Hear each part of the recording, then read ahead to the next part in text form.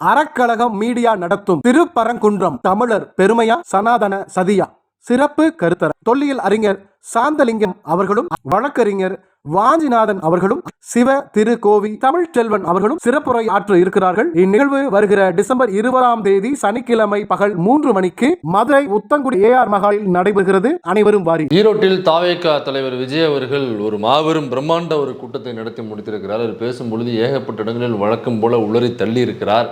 பேப்பரை பார்த்து படிக்கும் பொழுது நிறைய இடங்களில் பேப்பரை பரட்டுறதுக்கான நேரத்துக்கு ஒரு நிமிஷம் 2 நிமிஷம் டைம் கொடுத்து பேப்பரை பரட்டுறதுக்கான டைம்லாம் கொடுத்துருக்கிறாரு. அது கேமராவில் சிக்கியிருக்கிறது. அது மட்டும் இல்லாமல் பேசும் பொழுது அதில் நம்ம இன்டர்பிரனுடைய விஷயங்கள் நிறைய இருக்குது. எந்த இடத்துல உளறி இருக்கிறாரு, எந்தெந்த இடத்துல அவர் நேரடி பிஜேபியினுடைய ஆளாக பேசியிருக்கிறார் போன்ற பல முக்கியமான தகவல்களை தான் இந்த சல்லியா போட்டு நொறுக்கிட்டீங்கடா அப்படிங்கிற இந்த நிகழ்ச்சியில் நாம் இன்னைக்கு நொறுக்க போகிறோம்.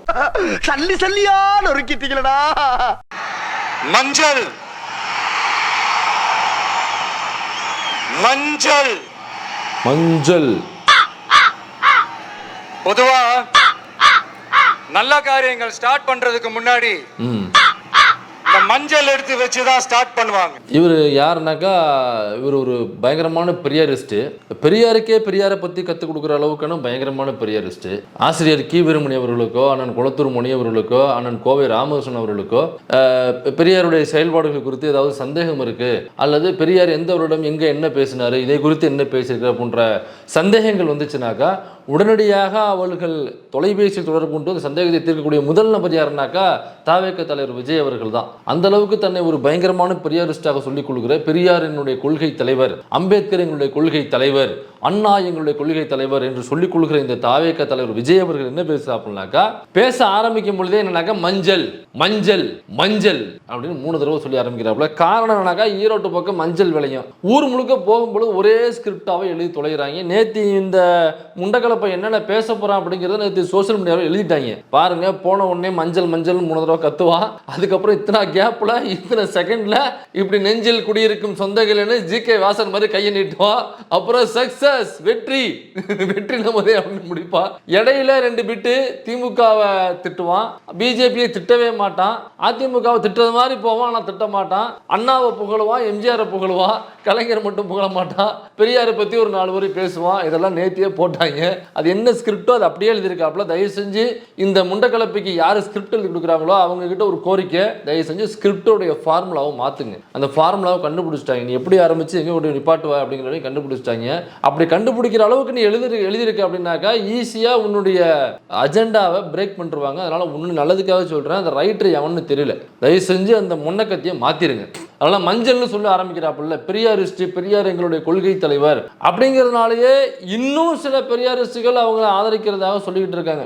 ஆரம்பத்தில் இருந்தாங்க, அப்புறம் வெளியில் வந்துட்டாங்கன்ற. மனோஜ் கூட ஆரம்பத்தில் ஆதரிக்கிறதாக சொன்னார், அப்புறம் அவருமே வெளியில் வந்துட்டார். விமர்சனப்பட்டது 41 பேர் இறந்ததுக்கு அப்புறம், செத்ததுக்கு அப்புறம். அதில் ஆனால் இன்னமும் பாருங்க சில பெரியாரிஸ்டுகள்னு சொல்லிட்டு ஒருத்தர் 2 பேர் அவங்க இன்னமும் நாங்கள் விஜய் ஆதரிக்கிறோம் அப்படின்னு சொல்லிட்டு எழுதிட்டு உட்காந்துருக்காங்க.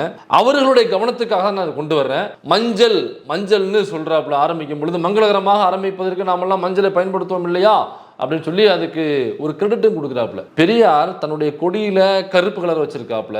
அதை தாண்டி ஏன் கருப்பு சட்டை அவர் தெரிந்து தெரியுமா? பெரியாரிஸ்டுகள் எல்லோரும் பெரும்பாலும் கருப்பு சட்டையை விரும்பி அணிவார்கள்.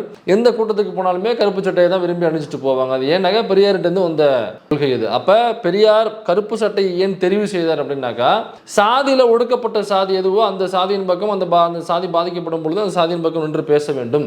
மதம் ஒரு மதம் ஒடுக்கப்படுதுனாக்கா அது எந்த மதம் ஒடுக்கப்படுதோ அந்த மதத்தின் பக்கம் நின்று பேச வேண்டும்.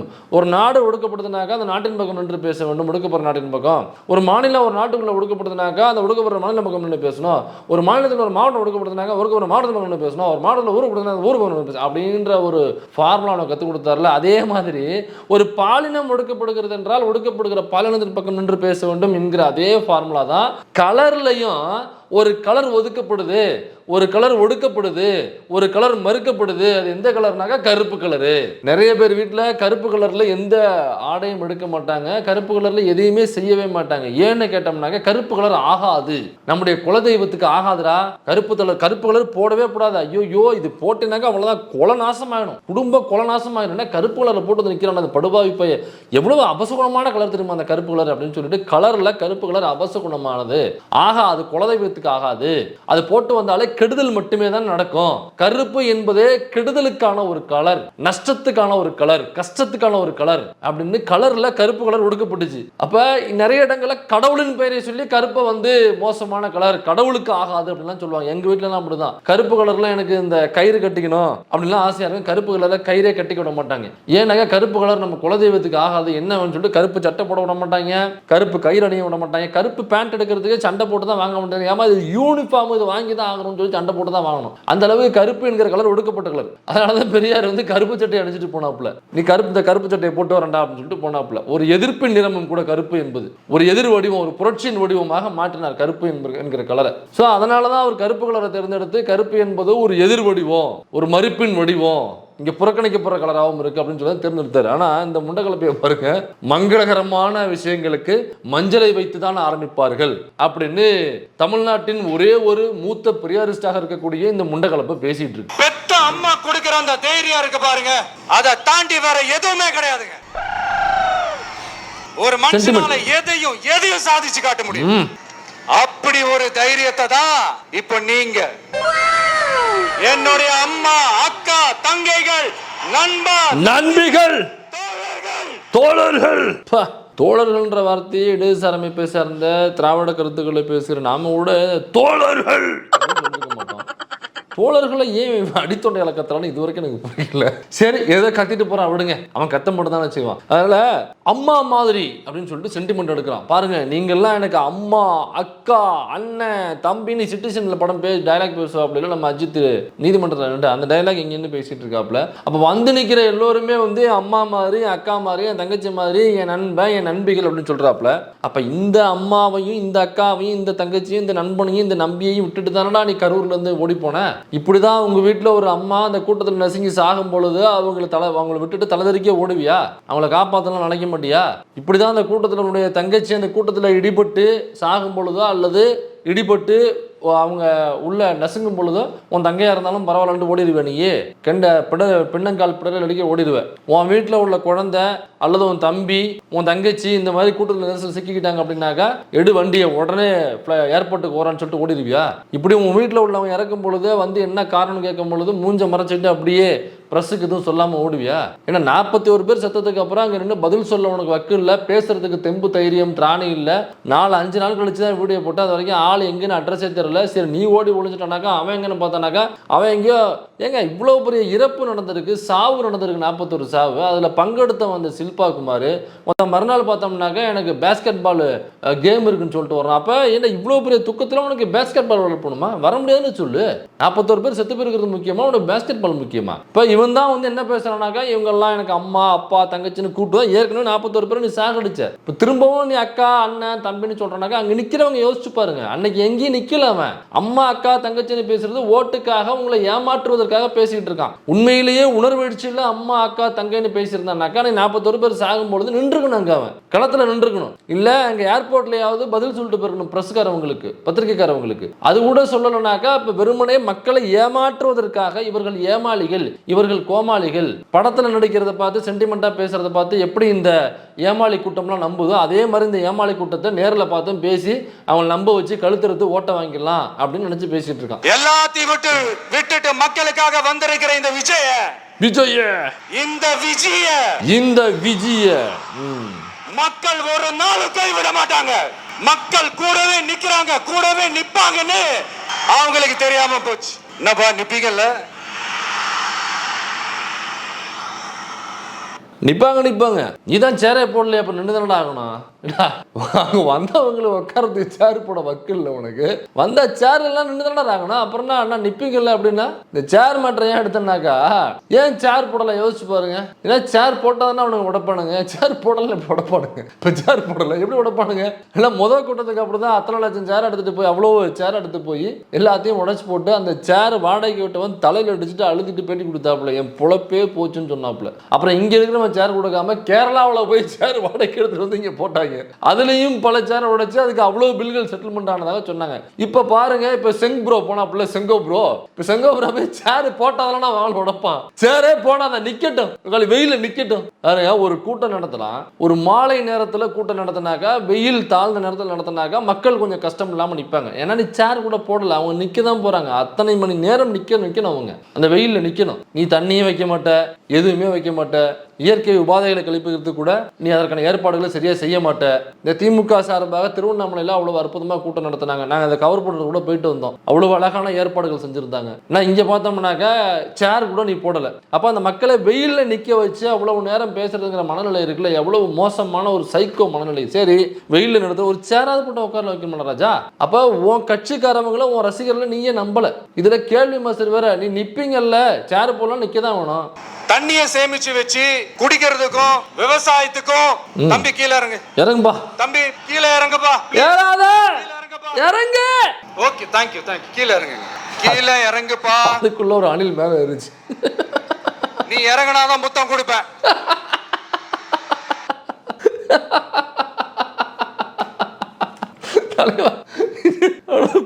வீட்டுல குழந்தைங்க அழுகும். சரி நீ அழுகாம இருந்தாங்க நான் சாக்லேட் வாங்கி தருவேன். நீ அழுகாம இருந்தாங்க கிஃப்ட் பாக்ஸ் வாங்கி தருவான் அப்பா. மாதிரி அழுகாம இருந்தினாக்கா நான் உன்னை இந்த வாரம் நான் படத்தை கூட்டு போறேன் அப்படின்னு சொல்லுவாங்க. அந்த மாதிரி அழுகாம இருந்தாங்க நான் உனக்கு முத்தம் தருவேன். இறங்கினா முத்தம் தருவேன். உலக வரலாற்றிலேயே ஒரு அரசியல் கட்சி முத்தம் தர இறங்கு அப்படின்னு ஒரு கோரிக்கையை ஒரு தலைவன் ஒரு தொண்டட்ட கோரிக்கையை வைக்கிறான். என்ன கோரிக்கை? மிக முக்கியமான கோரிக்கை. வரலாற்றுல பல கோரிக்கைகளை பார்த்திருக்கோம். பேரறிஞர் அண்ணா ஒரு கோரிக்கையை விட்டுருக்காரு, கலைஞர் பல கோரிக்கைகளை விட்டுருக்காங்க, தொண்டர்களுக்கு தம்பிகளுக்கு பல கோரிக்கைகளை விட்டுருக்காங்க. இந்திய எதிர்ப்பு போராட்டம் நடக்குது வாங்கன்னு கோரிக்கை விடுவாங்க, அடிதிரண்டு வருவாங்க. பெரியார் கோரிக்கை விட்டாரு, குலக்கல்வி திட்டத்தை தடுக்கணும்டா வாங்கணும்னு கோரிக்கை விட்டாரு, பல லட்சம் பேர் திரண்டு வந்தாங்க. அண்ணா கோரிக்கை விட்டதுக்கு வந்தாங்க, கலைஞர் கோரிக்கை விட்டாரு இது தடுக்கணும் கிளம்பி வாங்கினாங்க, எல்லாரும் வந்தாங்க. ஆனா இவர் என்ன கோரிக்கை விடுறாரு தெரியுமா? முத்தம் தர்ற இறங்கு இருக்கிற கோரிக்கை முக்கியமான கோரிக்கை, வரலாற்றில் பதிவு செய்ய வேண்டிய கோரிக்கை. என்னன்னாக்கா தஞ்சாவூர்ல உள்ள கல்வெட்டுல இதை அப்படியே பொறிச்சு வச்சிருங்க. பின்னால் ஒரு சந்ததிகள் அந்த ஜென்சி கிட்டுகள் பார்த்து அரசியல்லாம் என்ன அப்படின்னு தெரிஞ்சுக்கிறதுக்கு ரொம்ப யூஸ்ஃபுல்லா இருக்கும். வள்ளுவர் கோட்டத்துக்கு காட்டுற அக்கறைய இங்க மக்கள் வாழ்வாதாரத்துல கொஞ்சம் காட்டலாம்ல, ஏன் காட்ட மாட்டேன்றீங்க? அர்ஜுன் சம்பத் ப்ரோ நீங்களா? இங்க என்ன கவர்மெண்ட் நடத்துறாங்களா இல்ல கண்காட்சி நடத்துறாங்களா? இந்த கேள்வியை யாரு கேட்பா? வள்ளுவர் கோட்டத்துக்கு எதிராக, வள்ளுவரனுடைய அடையாளத்திற்கு எதிராக, வள்ளுவர் என்கிற பெயருக்கு எதிராக யாரு இந்த சமூகத்தில் பேசுவா? ஒன்னு அர்ஜுன் சம்பத் பேசுவான், ராம ரவிக்குமார் என்கிற அந்த புறம்போக்கு பேசுவான், ஹெச் ராஜா என்கிற அந்த லூசு பைய பேசுவான். இந்த மாதிரி சங்கிகளும் பிஜேபி காரனும் மட்டும்தான் வள்ளுவருக்கு எதிராக, வள்ளுவரனுடைய அடையாளங்களுக்கு எதிராக பேசுவாங்க. இன்னைக்கு இந்த சங்கி தன்னை சங்கி என்று மறைத்துக் கொள்ள கூட தெரியாத ஒரு சங்கி என்ன பண்ணிருக்குனாக்கா, எடுத்தவனையே வள்ளுவர் கோட்டத்துக்கு எதிராக பேசியிருக்கு. ராஜா ஸ்கிரிப்ட்ல என்னன்னாக்கா, ஸ்கிரிப்ட்ல கூட வேற மாதிரி எழுதி கொடுத்துருப்பாங்க, பார்த்து படிக்கும் பொழுது பார்த்தா படிச்சுட்டு இருக்காப்ல, ஃப்ளோவில் வேற மாதிரி வார்த்தை மாற்றி தம்பி இந்த மாதிரிலாம் பேசக்கூடாது, இப்படி கம்பாரிசனை வைக்கக்கூடாது. வள்ளுவர்லாம் தொட்டினாக்கா நீ காலி ஆயிடுவ. வள்ளுவர் கோட்டத்துக்கு இந்த அரசாங்கம் செலவு செய்கிறது, அதை வந்து நீங்க மக்களுடைய பயன்பாட்டுக்கு செலவு செய்யலாம்ல. வள்ளுவர் கோட்டம் என்கிறதும் மக்களுடைய பயன்பாட்டுக்கு தானே கட்டப்பட்டிருக்கு. பைத்தியக்காரா ஏண்டா பைத்தியம். திருவள்ளுவரை திருக்குறளை தமிழ்நாட்டில் யார் கொண்டு வந்து சேர்த்தா, எப்போ கொண்டு வந்து சேர்த்தாங்கன்னு தெரியுமா? அந்த வரலாறு ஏதாவது தெரியுமா? அங்க வள்ளுவருக்கான சிலை வச்சாங்களே கன்னியாகுமரியில், யார் வச்சதுன்னு தெரியுமா? அப்புறம் வள்ளுவர் கோட்டம் அது யார் கட்டினதுன்னு தெரியுமா? பஸ்ஸில் நீங்க உள்ள போனோடனே பஸ்ஸில் பார்த்தீங்கன்னாக்கா மேலே அந்த போர்டு, நேம் போர்டு வைப்பாங்க இல்லைங்களா, ஊர் போர்டு வைப்பாங்கல்ல, அந்த பாக்ஸில் பார்த்தீங்கன்னாக்கா ஒரு திருக்குறள் எழுதியிருக்கும். எல்லா பஸ்லையுமே ஒரு திருக்குறளோ 2 திருக்குறளோ அந்த பஸ்ஸுக்குள்ள, எல்லா பஸ்ஸுக்குள்ளேயும் மஸ்ட் எழுதியே ஆகணும். அதே மாதிரி எந்த அரசு அலுவலகங்களுக்கு நீங்க போனாலுமே எல்லா அரசு அலுவலகத்திலும் திருக்குறள் எழுதி வச்சிருப்பாங்க. அதே மாதிரி நீங்க அரசு சம்பந்தப்பட்ட விஷயங்களுக்கு போகும் பொழுது அங்க திருவள்ளுவரையோ திருக்குறளையோ நீங்க பார்க்காம வரவே முடியாது. இதெல்லாம் யாரு செய்தா, எதுக்காக செய்தாங்க? அப்புறம் பள்ளி புத்தகங்கள்ல, பாட புத்தகங்கள்ல தமிழ்ல பாத்தீங்கன்னாக்கா 20 திருக்குறள்ல இருந்து 40-50 திருக்குறள் வரைக்கும் மஸ்டா வச்சிருப்பாங்க, 10th வரைக்கும். இதெல்லாம் எப்பத்துல இருந்து இதெல்லாம் உள்ள வந்துச்சு, எப்படி நம்மள்ட்ட திருக்குறளையும் திருவள்ளுவரையும் கொண்டு சேர்த்தாங்க, எதுக்காக சேர்த்தாங்க அப்படின்னு எந்த வரலாறு மண்ணாங்கட்டியும் எந்த வரலாறு மசுரும் தெரியாத இந்த முண்டக்கலப்ப பிஜேபி ஆர்எஸ்எஸ் சங்கி வள்ளுவர் கோட்டத்துக்கு செலவு செய்ய மக்களுக்கு செய்யுங்க அப்படின்னு சொல்றான். இந்த 21ஆம் நூற்றாண்டிலே மக்களை பத்தி எதுவுமே யோசிக்கிறது இல்ல. ஆனா அந்த காலத்திலேயே இது எல்லாத்தையும் பத்தி யோசிச்ச மக்களை பத்தி, குடிக்கிற தண்ணியை பத்தி, விவசாயத்தை பத்தி, கால்வாய் வெட்டுறத பத்தி, இதெல்லாம் எங்க இருந்து பவானியில இருந்து நொய்யலாறு வரைக்கும் கால்வாய் வெட்டி இது எல்லாத்தையும் பத்தி யோசிச்ச காளிங்கராயன் அவர்களுக்கு கோடி கும்பிடு போட்டாலும் பார்த்தாதுங்க. ஓகே, அதாவது அங்க உள்ள விவசாயத்துக்கு பயன்படுகிற ஆறு அல்லது குளம் அல்லது வாய்க்கால் இதெல்லாம் வெட்டி அந்த வடிகால் இதெல்லாம் சரி செஞ்சு வந்து காளிங்கராயன் அப்படிங்கிற ஒருவர் தான். அதுல கிட்டத்தட்ட 1200 நினைக்கிறேன் மேபி. ஸோ அந்த வருடங்கள்ல அப்பதான் ஈரோட்டு பக்கம் அதுல இருந்து அங்க உள்ள ஆறுகள் எல்லாம் சரி செஞ்சது அவர் தான் அப்படிங்கிறது வரலாறு. அவரை தான் போட்டு புகழ்றாப்புல. எனக்கு அங்க உள்ள விவசாயிகளுக்கு ரொம்ப அடிப்படையான வசதிகள் தண்ணி, விவசாயத்துக்கு முதல்ல தண்ணி இருக்கணும், தண்ணி இருந்தால் எல்லாம் பண்ண முடியும். அந்த தண்ணிக்கான வசதியை அதை வடிகால் அமைச்சு வாய்க்கால் வெட்டி கேட்டு கொடுத்தது காளிங்கராயர், அவருக்கு பெரிய நன்றி என்று சொல்லி அங்கு உள்ள விவசாயிகளுடைய வாக்கை வாங்குவதற்காக பேசிக் கொண்டிருக்கிறார் இந்த முண்டக்கலப்பை. இந்த முண்டக்கலப்பிடம் நாம் கேட்க வேண்டிய கேள்வி என்னவென்றால், 2 நாட்களுக்கு முன்பு இந்திய நாடாளுமன்றத்தில் சில மசோதாக்கள் தாக்கல் செய்யப்பட்டது. தாக்கல் செய்யப்பட்ட மசோதாக்கள் நிறைவேற்றினார்கள். அந்த மசோதாக்கள் மிக முக்கியமான மசோதா விவசாய கூலிகளாக இருக்கக்கூடியவர்களுக்கான 100 நாள் வேலைவாய்ப்பு திட்டம் இருக்குல்ல, அந்த வேலைவாய்ப்பு திட்டத்திற்கு பாஜக நல்ல ஆப்பாக சொருகி சொருகி விட்டது. அதனால் விவசாய கூலிகளாக இருப்பவர்கள் இனி அந்த 100 நாள் வேலை திட்டத்தில் பயன் என்பது மிக மிக குறைவாக அவங்க கொண்டு வந்து விட்டாங்க. அதில் ஏகப்பட்ட பாதிப்புகளை விவசாய கூலிகளுக்கு ஏற்படும்படி அந்த பாஜக RSS அமைப்பு அந்த அரசாங்கம் நாடாளுமன்றத்தில் மசோதாவை நிறைவேற்றி விட்டது. அப்போ இதை கண்டித்து விவசாய கூலிகள் பாதிக்கப்படுறாங்கனாக்கா விவசாயமும் பாதிக்கப்படுதுன்னு அர்த்தம். என்ற பரதேசி இதை பேசும்போது பேசிக்கணும்ல. விவசாயிகளை பற்றி பேசும்பொழுது இதே மாதிரி 100 நாள் வேலைவாய்ப்பு திட்டத்துக்கு ஆப்பு வைப்பது போன்று பிஜேபி ஒரு மசோதாவை தாக்கல் செஞ்சிருக்கு. தாக்கல் செஞ்சு அதை நிறைவேற்றிருக்காங்க. இது மிகப்பெரிய அயோக்கியத்தனம், இங்கே உள்ள விவசாயிகளுக்கு செஞ்ச மிகப்பெரிய கொடூரமான செயல் இது. அதனால இந்த வர்ற எலெக்ஷன்ல நீங்க பிஜேபிக்கு ஆதரவு தெரிவிக்காதீங்க. முதல்ல பிஜேபி இங்கேருந்து அடிச்சு விரட்டணும். அவன் தான் அங்கே எல்லா சட்டத்தையும் போட்டு எல்லா நாட்டுக்கும் அப்ளை பண்ணி கொண்டாந்து நம்ம தலை ஒன்றாவது ஏற்றிடுறான். அதனால பிஜேபி பாருங்க விவசாயிகளுக்கு எதிராக எப்படி செயல்படுத்து பாருங்க. இது மட்டும் இல்லாமல் இதுக்கு முன்னாடி வேளாண் சட்டம் அப்படிங்கிற விவசாயிகளுக்கும் விவசாயத்துக்கும் எதிரான சட்டத்தை போட்டதே இந்த பிஜேபி தான். இதெல்லாம் பேசுறதுக்கு உனக்கு என்ன வாயில் என்ன புண்ணா? ஏன் அதெல்லாம் பேச மாட்டேங்கிற? ஏன்னா நீ சங்கி, அதெல்லாம் பேச மாட்டேன். ஈரோடு மாவட்டத்துல பிறந்த அவர்தான் இந்தியாவுக்கே இடஒதுக்கீடு சம்பந்தமான அரசியல் சட்டத்தை திருத்துறதுக்காக போராட்டம் நடத்தினவர் யாரு? நம்ம தந்தை பெரியாரு. 100 வருஷத்துக்கு முன்னாடியே வகுப்பு வாரி பிரதிநிதித்துவம் வேணும்னு கேட்டவர். அன்னைக்கும் சரி இன்னைக்கும் சரி ஒரு ஆச்சரியத்தோட பார்க்கக்கூடிய ஒரு மனிதர், நம்மளுடைய கொள்கை தலைவர். அப்ப அண்ணாவும் எம்ஜிஆரும் யாரு? பெரியார் அவர்கள் கிட்ட இருந்து எங்களுக்கு தேவையான கொள்கைகளை எடுத்துக்கிட்டோம். கொஞ்சம் பெரியார் அவரை ஃபாலோ பண்ற, அவரை வழிகாட்டி ஏத்துக்கிட்ட அண்ணா அவர்கள் கிட்ட இருந்தோம், எம்ஜிஆர் அவர்கள் கிட்ட இருந்தோம் தேர்தல் அணுகுமுறையை எடுத்துக்கிட்டோம். 2 டீஸ்பூன். அதனால பெரியார் 2 டீஸ்பூனு, 1 ஸ்பூன் அண்ணா, தேவையான அளவு எம்ஜிஆர். இதை போட்டு நீங்கள் கலந்தீங்கன்னாக்கா உங்களுக்கு தேவையான தாவேக்காங்கிற டிஷ் உங்களுக்கு கிடைச்சிரும் அப்படின்னு சொல்கிறாப்புல. அப்போ பெரியார் எங்களுடைய கொள்கை தலைவர், அவர்கிட்ட நம்ம கொள்கை எடுத்துக்கிட்டோம். அரசியலாக அண்ணாவிடமும் எம்ஜிஆரிடமும் நம்ம அரசியல் எடுத்துக்கிட்டோம் அப்படின்னு சொல்கிறாங்க. இந்த ஃபார்முலாவை பாருங்கள், ரொம்ப முக்கியமான போர்ஷன் இது. தயவு செஞ்சு கூர்ந்து கவனிங்க. பெரியார், அண்ணா, எம்ஜிஆர் இந்த 3 பேரையும் புகழ்கிற கட்சி எந்த கட்சி? அவங்க பெரியாரையும் விட்டு கொடுக்க மாட்டாங்க. ஆனால் பெரியாருக்கு ஏதாவது பிரச்சனைனாங்க வாய் திறக்க மாட்டாங்க. அப்படி வச்சுக்கோங்க. ஆனால் பெரியாருக்கு எதிராக அதை பேச மாட்டாங்க. அண்ணாவையும் ஏற்றுப்பாங்க, எம்ஜிஆர் ஏத்துப்பாங்க. இது என்ன கட்சின்னு சொல்லுங்க?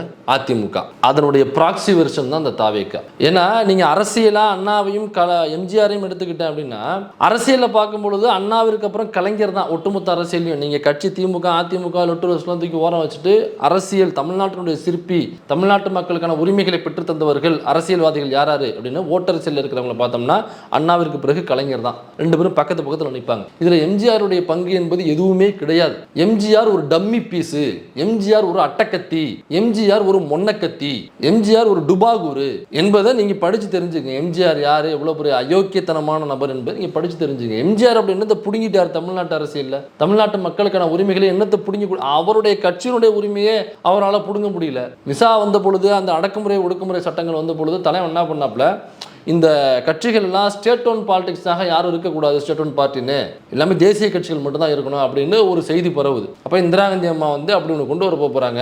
அப்படி கொண்டு வந்தாங்கன்னாக்கா நீங்கள் தேசிய கட்சியாக பதிவு செஞ்சால் தான் அந்த கட்சி வந்து இருக்க முடியும், லைவ்ல இருக்க முடியும். தேசிய கட்சியாக பதிவு செய்யாமல் ஸ்டேட் ஓன் பார்ட்டியாக மட்டும்தான் இருக்குது அப்படின்னாக்கா அந்த கட்சிக்கான அங்கீகாரம் ரத்து செய்யப்படும், அந்த கட்சி கேன்சல் பண்ணுவாங்க அப்படின்னு ஒரு செய்தி பரவுது. ஆனால் எதுவுமே வரல. அது ஒரு செய்தி பரவுன உடனே தலைவன் என்ன பண்ணிட்டாப்புல, உடனடியாக ஃப்ளைட்டை பிடிச்சி ஓடி போய் இந்திரா காந்தி அவர்கள்ட்ட நம்மளது எடப்பாடி பழனிசாமி மாதிரி அப்படி குனிஞ்சு நின்று இந்த டிகிரியில் அப்படி குனிஞ்சு நின்று அந்த அம்மாவுக்கு வணக்கம் செலுத்தி அதாவது அண்ணா திராவிட முன்னேற்ற கழகம் என்று இருந்த அந்த கட்சியை அனைத்து இந்திய அண்ணா திராவிட முன்னேற்ற கழகம் என்று ஆயியை வாங்கி சொருவி கொண்டு வந்தவர் தான் நமது புரட்சி தலைவர் எம்ஜிஆர் அவர்கள். செம்மலனா பொன்மன செம்மல் எம்ஜிஆர் அவர்கள். இப்படியாப்பட்ட நபர் தானே தவிர அதை எதிர்த்து நின்றது, அன்னைக்கு மிசாவை எதிர்த்து நின்றது, மற்ற ஒடுக்குமுறை சட்டங்கள் அனைத்தையும் எதிர்த்து நின்றது யாருன்னாக்க திராவிட முன்னேற்ற கழகம் தான் எதிர்த்து நின்றது. அதெல்லாம் சிறை சென்றவர்கள்.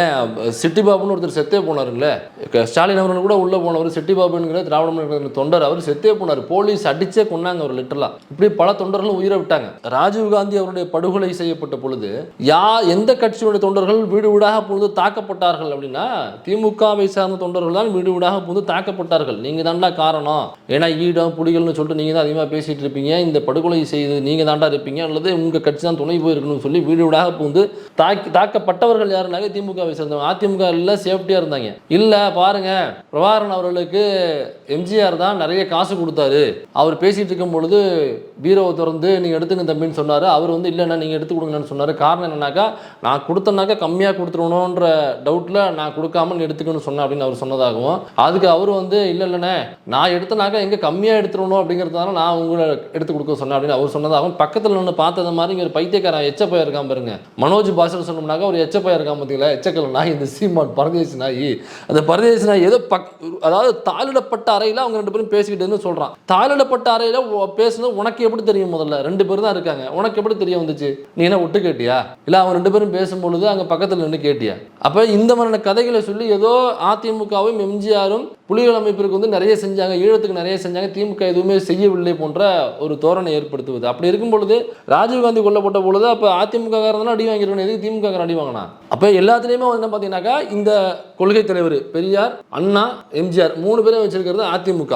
அப்ப இப்ப என்னன்னாக்கா இன்னொரு பக்கம் பேசும்பொழுது நீங்க விஜய் கவனிச்சீங்கன்னாக்கா பிஜேபி எதிர்ப்பும் பேசுவார். இதுல முடிவில் கூட சொல்லுவாரு, நம்முடைய அரசியல் எதிரி திமுக, கொள்கை எதிரி பிஜேபி. மறுபடியும் சொல்லுங்க, ரிப்பீட் சொல்லுங்க பாப்புல, அரசியல் எதிரி திமுக, கொள்கை எதிரி பிஜேபி அப்படின்னு சொல்லுவாரு.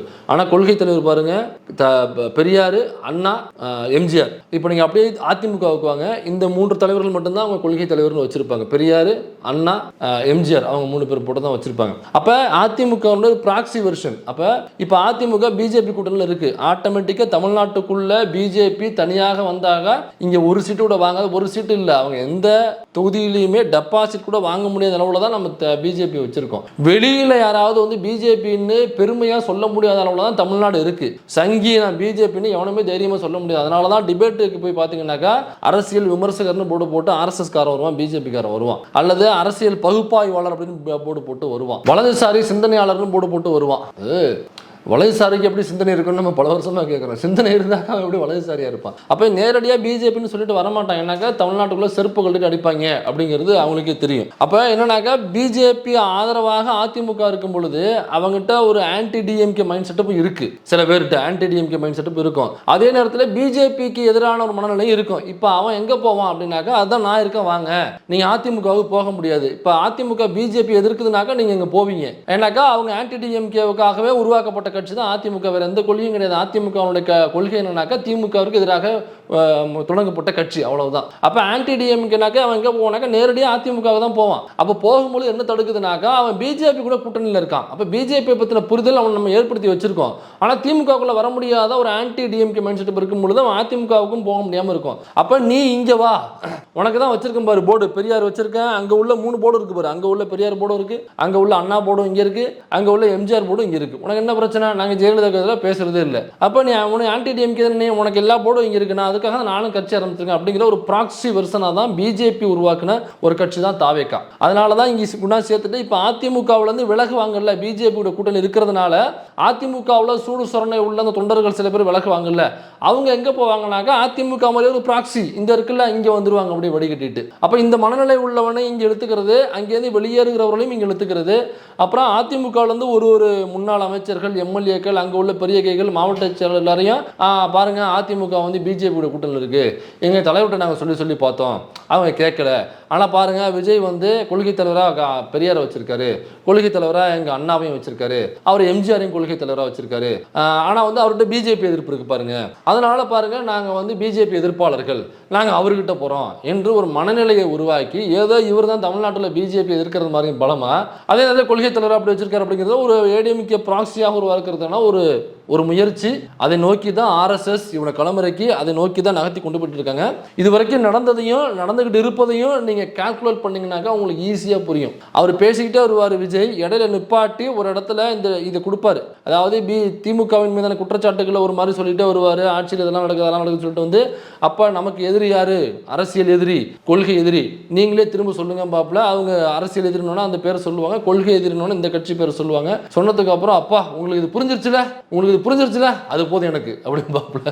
ஏன்னாக்கா இந்த புரிதல், அதாவது அவனுக்கு என்ன புரியுதோ இல்லையோ திமுகவுக்கு நீ ஓட்டு போட்ட கூடாது என்கிற மனநிலையை அவன்கிட்ட உண்டாக்கணும். அதுதான் அவனுக்கு கொடுக்கப்பட்ட அஜெண்டா. அதே நேரத்தில் அவன் பிஜேபி பக்கம் எப்படியும் போக மாட்டான். விஜயே வந்து பிஜேபி ஓட்டு போட்டேன்னு சொன்னாலும் அவன் ஓட்டு போட மாட்டான். அதனால அந்த மனநிலை நம்ம சொல்ல வேண்டாம், அதையும் வச்சுக்கிட்டு அப்படியே உள்ள இழுத்துக்கலாம் அப்படிங்கிறது அவருடைய நோக்கம். நீங்க தொடர்ந்து ஃபாலோ பண்ணீங்கன்னா இதுதான் இந்த கட்சிக்குள்ளேயும் நடக்கும். பின்னாளில் வேணா அன்றே சொன்ன யூடியூபர்ஸும் இந்த வீடியோ இன்னொரு நாள் நான் ஷேர் பண்றேன். வேணா சும்மா மாறு வேஷத்துல மறு வச்சுக்கிட்டு மீடியா ஆளு ரேடியோ ஆளுன்னு இவங்க ஆளுங்களை மாத்தி மாத்தி அனுப்பிக்கிட்டு அது ஒண்ணும் இல்ல.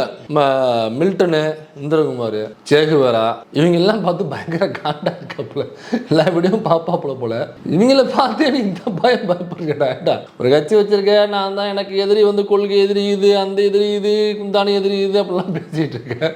சோசியல் மீடியாவில் மெயின் ஸ்ட்ரீம் மீடியாவில் டிபேட்டுக்கு வர்ற ஒரு பத்திரிகையாளர் அவங்கள பார்த்தேன்னு இந்த பயந்து கழிஞ்சு போதரை அடிக்கிறியே, என்னன்னு சொல்றது? இதெல்லாம் என்ன மக்களுக்கு தெரியாதுன்னு நினைச்சிட்டு இருக்கீங்களா? மக்கள் எல்லாத்தையும் உன்னிப்பா கவனிச்சிட்டு இருக்காங்க. அதனாலதான் சொல்றேன், உங்களுக்கு நீங்க கொள்ளை அடிச்சு வச்சிருக்கிற காசு தான் துணை, ஆனா எனக்கு என் மேல எல்லையில்லா பாசம் வச்சிருக்கிற இந்த மாசு தான் துணை. காசு மாசு போடாங்க லூசு, இதெல்லாம் ஒரு பஞ்சு டைலாக் மசுரா. அதெல்லாம் எந்த பரதேசி நான் எழுதி கொடுத்தான்னு தெரியல. அவர் கடைசியாக எங்கே வர்றாருன்னா, நிறையா கொள்ளை அடித்து வச்சுருக்காங்க, ஊழல் செஞ்சு காசுகளை வந்து கட்டுக்கட்டாக அடுக்கி வச்சுருக்காங்க. அந்த அடுக்கி வச்ச காசை நீங்கள் எடுத்து இப்படி குத்துக்க அடுக்கினீங்கனாக்கா அது நிலா வரைக்கும் போகும், படுக்க போட்டு அடுக்கினீங்கனாக்கா பம்பாய் வரைக்கும் போகும் அப்படின்னு பேசிக்கிட்டாங்கல்ல. அதைத்தான் இவரும் பேச வருகிறார். ஊழல் செய்கிறாங்க, ஊழல் ஊழல் ஊழல் ஊழல்னு செய்கிறாங்க.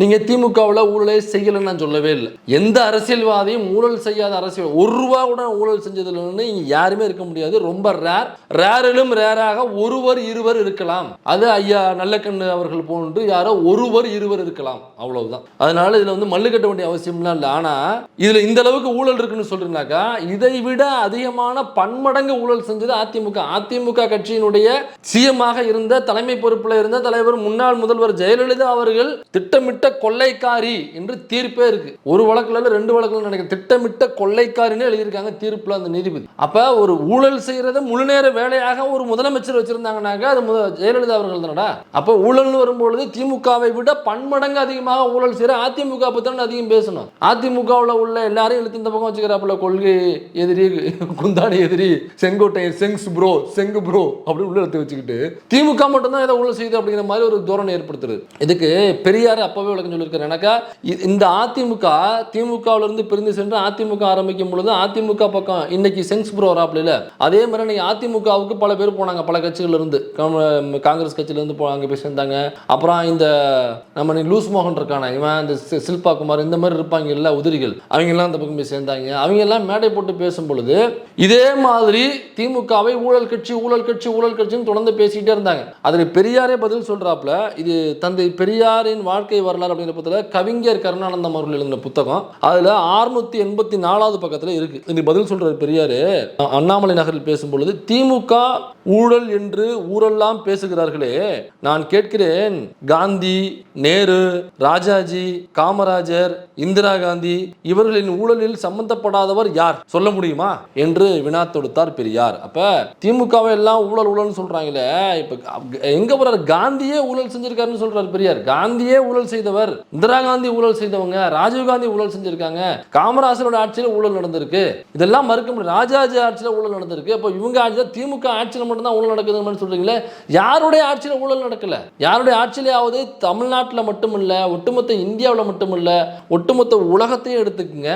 எந்த நாட்டில் ஊழல் செய்யாத ஒரு ஆட்சி, ₹1 கூட இங்கே ஊழல் கிடையாது என்று ஏதாவது ஒரு ஆட்சி அப்படி நடக்குதுனாக்கா தயவு செஞ்சு அதை எனக்கு ரெஃபர் பண்ணுங்க. பெரியாரை தான் கேட்குறவங்கலாம் யாரும் ஊழல் செய்யல, சும்மா ஊழல் ஒன்று தூக்கிட்டு இருந்தான்னு சொல்லிட்டு அது கேட்குறாப்புல. அதே கேள்வி தான் நாமளும் இப்போ வினா தொடுத்தது.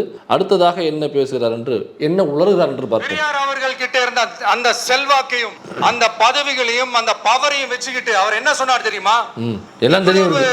செல்வாக்கு, இவ்வளவு பதவிகள், இவ்வளவு பவர் இருந்தோம், நான் ஒரு 5 பைசா காசு சம்பாதிச்சிருப்பேனா? எனக்கோ இல்ல என் குடும்பத்துக்கோ பட்டங்கள் வேணும், பதவி வேணும் ஏதாவது கேட்டிருப்பேனா? இல்ல ஏதாவது லாபம் பார்த்திருப்பேனா? இல்ல எதுக்காவது ஆசைப்பட்டிருப்பேனா? ஆனா அவர் பேரை சொல்லிக்கிட்டு, அவருடைய கொள்கையை ஃபாலோ பண்றதா சொல்லிக்கிட்டு இப்ப ஆட்சியில இருக்கிறவங்க என்னெல்லாம் செய்யறாங்கன்னு பெரியார் பேரை சொல்லிக்கிட்டு தயவு செஞ்சு கொள்ளையடிக்காதீங்கயா, தயவு செஞ்சு கொள்ளையடிக்காதீங்க அவரு பேரை சொல்லிக்கிட்டு. இதுக்கு தான் பெரியாரே பதில் சொல்லியிருக்காரு அப்படிங்கிறத கொஞ்சம் முன்னாடி நான் உங்களுக்கு சொன்னேன். அதனால இதற்கான பதிலை நம்ம தேவையான அளவு அலசிட்டதுனால அடுத்த இடமான 7வது இடத்துக்கு போவோம். பெரியார் பேரை சொல்லி கொள்ளையடிக்கிற இவங்க தான் நம்மளுடைய அரசியல் எதிரி. மக்களை நீங்க சொல்லுங்க, நம்மளுடைய அரசியல் எதிரி யாரு? நம்மளுடைய கொள்கை எதிரி யாரு? ரிப்பீட், நம்மளுடைய அரசியல் எதிரி யாரு? நம்மளுடைய கொள்கை எதிரி யாரு? உங்களுக்கு புரியுது இல்ல? எனக்கு அது போதும்பா. நான் என்னதான் வளர்னாலும், ஏன்னா படிக்கும்போது நிறைய லேக், பேப்பர் பெரட்டுறதுக்கு எங்கேயோ விட்டாப்புல திரும்ப அந்த பேப்பரை பெரட்டி எடுத்துட்டு வரதுக்குள்ள அதுக்கு 1.5 நிமிஷம் ஆகுது. அதனால நான் வைக்கல, நேரம் முன்மை காரணமாக நான் வைக்கல. அதனால பேச வந்த பாயிண்ட்டை பூரா விட்டாப்புல தலைவன் எழுதி கொடுத்தவன் பாவம், அவன் உட்காந்து வரி வரியா எழுதி கொடுத்துருப்பான். இந்த முண்டக்கலப்பை எழுதி கொடுத்ததை கூட படிக்க தெரியாத ஒரு தற்கொலை நாய் முதலமைச்சராகி தமிழ்நாட்டை நான் பெரட்டி போட போறோம், புரட்டி போட போறோம், எங்களை தான் தோசை கரண்ட் இருக்குன்னு சொல்லிட்டு நீ வந்தீங்கன்னாக்க நம்புறதுக்கு நாங்க என்ன சீமான்னு நினைச்சியா? இல்ல நம்புறதுக்கு எங்களை என்ன எச்ராஜான்னு நினைச்சியா? நாம் தமிழர் கட்சியில் உள்ளவங்க நினைச்சியா? அதனாலதான் எதிரிகள் யாருன்னு சொல்லிட்டு களத்துக்கு வந்திருக்கிறோம். அதனால அவங்கள மட்டும் தான் எதிர்ப்போம். அதுவும் அந்த எதிரிகள் யாரு இப்போ இங்க 2026 சட்டமன்ற தேர்தலில் களத்துல இருக்கிறாங்களோ அவங்கள மட்டும் தான் எதிர்ப்பேன் அப்படின்னு சொல்றாங்க. சும்மா களத்திலே இல்லாதவங்களையும், களத்துக்கும் அவங்களுக்கும் சம்பந்தமே இல்லாதவங்களையும் ப்ரோ சீமான் ப்ரோ உங்களை எதிர்க்கிற நீங்க கேட்கிறீங்கன்றதுக்காக எல்லாம் எதிர்த்துட்டு இருக்க முடியாது பாஸ். எங்களுக்கு நிறைய வேலை இருக்குது. எங்க அண்ணன் எப்படி இருந்த அண்ணன், எப்படி இருந்த மனுஷன் எங்க அண்ணன். போற இடமெல்லாம் அவர் பாட்டுக்கு கண்ணாப்புறான்னு பேசிக்கிட்டு ஒரு மாதிரி கெத்தா வாழ்ந்த மனுஷன். பாருங்க, நேத்தி கட்சி ஆரம்பிச்ச பையன் முந்தா நாள் பேஞ்ச மூத்திரத்துல இன்னைக்கு முளைச்ச காலம். அது உன்னைய பல்லு வெள்ளாக்கி போட்டு உன்னையெல்லாம் நான் விமர்சிக்க மாட்டேன், உன்னை பத்தி பேசவே மாட்டேன், நீ அருகதே கிடையாது, என்னுடைய கால் கெட்டை விரலில் உள்ள மசுருக்கு கூட நீ சமம் கிடையாது. நான் சொல்லல, அவர் சொல்றாப்புல. நீ விரும்பி என்ன சண்டைக்கு கூப்பிட்ற, நான் சண்டை போறதுக்கு ஒரு தகுதி வேணும்டான்னு சொல்றாப்புல. ஒரு தகுதி வேணும், ஒரு டிகினிட்டி வேணும், அது உங்ககிட்ட இல்லைங்கிறாப்புலண்ணே. அது என்ன உண்மைதாங்கிறது வர விஷயம். நான் மனசுக்கு ரொம்ப கஷ்டமா இருக்கு. என்ன ஒரு அரசியல் கட்சி தலைவர் இன்னொரு அரசியல் கட்சி தலைவரைக்கான பதிலையோ அல்லது நான் உன்னை கண்டுக்க மாட்டேன்னு புறக்கணிக்கிறது எவ்வளவு பெரிய ஒடுக்குமுறை, எவ்வளவு பெரிய அரசியல் தீண்டாமை இது. இந்த சமூக நீதிமன்றம் இவ்வளவு ஒரு அரசியல் தீண்டாமையே யூடியூபர்ஸ் ஆதரிச்சிருமா? அதனால இந்த விஷயத்துல தீண்டாமைக்கு உட்படுத்தப்படுகிற, பாதிக்கப்படுகிற, ஒடுக்கப்படுகிற எங்களது அண்ணன் சீமானின் பக்கம் தான் யூடியூபர்ஸ் நிக்குது. நிப்போம், நீ கவலைப்படாதுண்ணே. நீ பிராமண கடப்பாறை எடுத்துட்டு வா, நீ எந்த கடப்பாறை எடுத்துட்டு வா, அதெல்லாம் ஒரு பக்கம் இருக்கட்டும். இவங்களே உங்களை மதிக்க மாட்டாங்களே. So sad. இதை மட்டும் எங்கள் அண்ணன் கண்ணில் சிக்காமல் பார்த்துக்கணும். ரொம்ப மானசம் தெரியுமா? இதை மட்டும் பார்த்தாருன்னு வைங்க, படக்குன்னு பால்டாரை வாங்கி ஏதாவது பண்ணாலும் பண்ணிப்பாப்புல. அதனால கொஞ்சம் இன்னும் வாய்ப்பு இல்லையா? இல்லைப்பா வாய்ப்பு இல்லைங்கிறாங்க, இன்னும் வாய்ப்பு இல்லைங்கிறாங்க 2 பேரும். ஐயோ சரி ஓகே, வாய்ப்பு இல்லைன்னா அப்போ நீங்கள் ஏறி காதுகளில் இல்லை நீங்கள் பேசுங்கன்னு சொல்கிறேன். இப்போ சொல்கிறேன், விளக்கமாக சொல்கிறேன், நான் சலுகைகளுக்கு எதிரானவன் கிடையாது.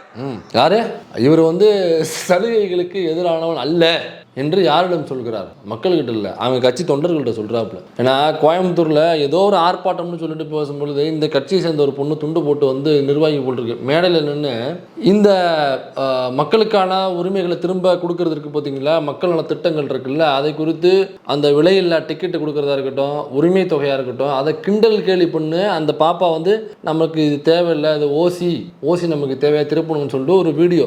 எப்போ அந்த வீடியோவை கொஞ்சம் போட்டு விடுப்பா.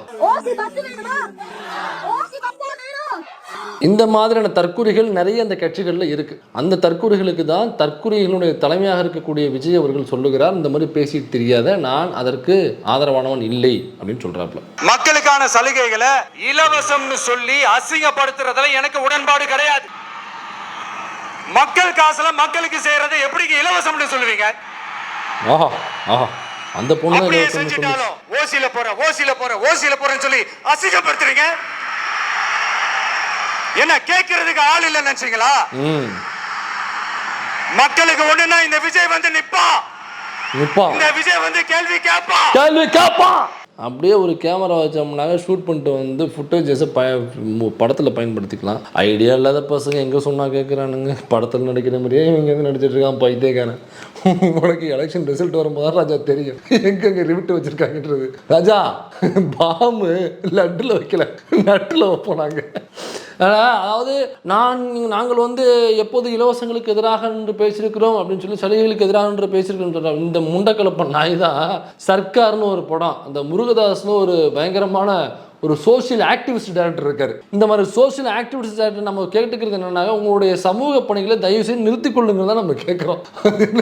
அவர் தான் ஒரு படத்தில், சர்க்கார் படத்தில், இந்த இலவசங்கள்னால தான் இந்த நாடு வீணாமல் போகுது என்கிற அதே பார்ப்பனைய குரலை இந்த விஜய் வச்சு பேச வச்சு இந்த விஜய் அதை பேசி நடிப்பார். இலவசங்களால தான், அரசு கொடுக்குற இலவசங்களால தான் மக்கள் சோம்பேறிகளாக போகிறாங்க, நாடே உருப்படாக போகுதுன்னு. மிக்சி இருக்கும், அப்போ வந்து மிக்சிலாம் கொடுத்தாங்க, மிக்சி, ஃபேனு, டிவி இதெல்லாம் ஃப்ரீயாக கொடுத்தாங்க இல்லையா?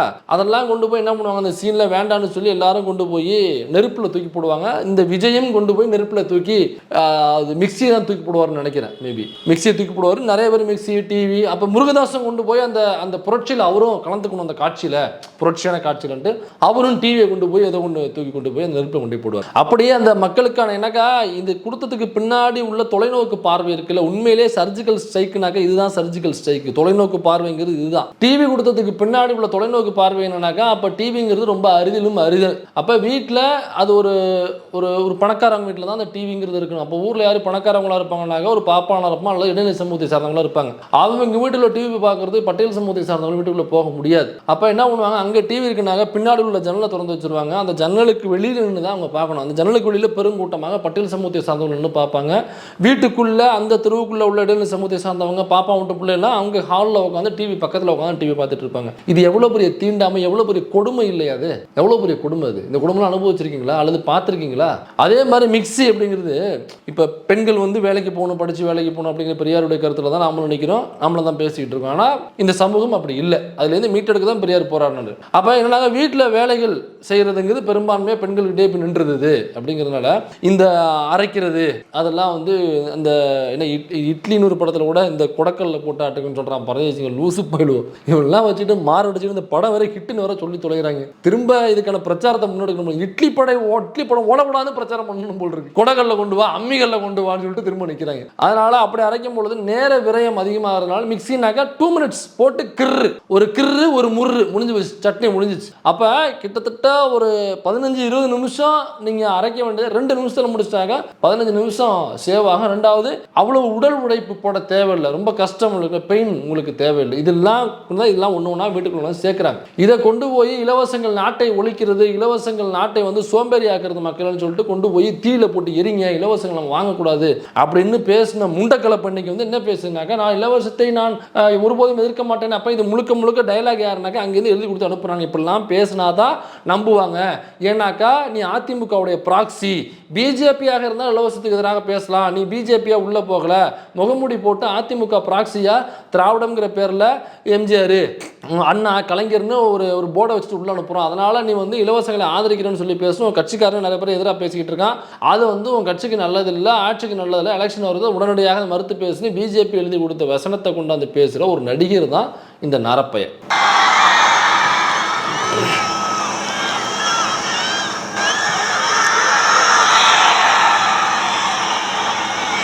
கத்த ஆரம்பிச்சிட்டாங்க, டிவிக்கே இல்லை. எவ்வளவு நேரம்டா பேப்பரை புரட்டுவ நீ? எவ்வளவு நேரம் புரட்டுவ? பார்த்து படிக்கிற, அதுலேயுமே இவ்வளோ லேக். கருத்தரங்கம்லாம் போய் இவ்வளோ லேக் விட்டோம்னா கிளம்பிடுவாங்க எல்லாரும். இதைத்தான் இன்னைக்கு சொன்னோம். உடனே என்ன சொன்னேன்? மசித்த சொன்னேன். இது சொல்கிறதுக்கு உனக்கு இவ்வளோ நேரம் ஒன்றும் இல்லை. பேப்பரு படிச்சுட்டே இருக்கும் பொழுது எங்கேயோ விட்டாப்பில் எந்த பக்கம் புரட்டணும்னு தெரியாமல் திரும்ப புரட்டிட்டு ஸ்கூல் பசங்க மாதிரி இங்கேயா ஓகே இங்கே விட்டா அப்போ இங்கேருந்து பேசணும். இதுக்கு எவ்வளோ நேரம் ஆயிடுச்சுனாக்க கிட்டத்தட்ட 1 நிமிஷத்துக்கு மேலே ஆயிடுச்சு. திரும்ப அந்த பேஜ் இது ஒரு இடத்துல மட்டும் இல்லை, இன்றைக்கி ரொம்ப லேகு. ஒரு 4-5 இடத்துல நின்று போச்சு அவன் பேசுறது. இந்த லட்சண மசரில் தான் நீ தமிழ்நாட்டை பிடிச்சி முதலமைச்சராகி கொள்கை ரீதியாக நீ பிஜேபி எதிர்க்கிற அப்படிங்கிறத நாங்கள் நம்பணும். இந்த மாதிரி விஷயங்கள்லாம் நம்ம மக்கள் கிட்ட எடுத்து சொன்னா தடுமாறுறாப்ல. இந்த மாதிரி ஃப்ளோ போயிருச்சு. பேசுறா இது எடுத்துட்டு வந்துருவாங்க. இந்த இது எடுத்துட்டு வந்துருவாங்களா? அதுக்கப்புறம்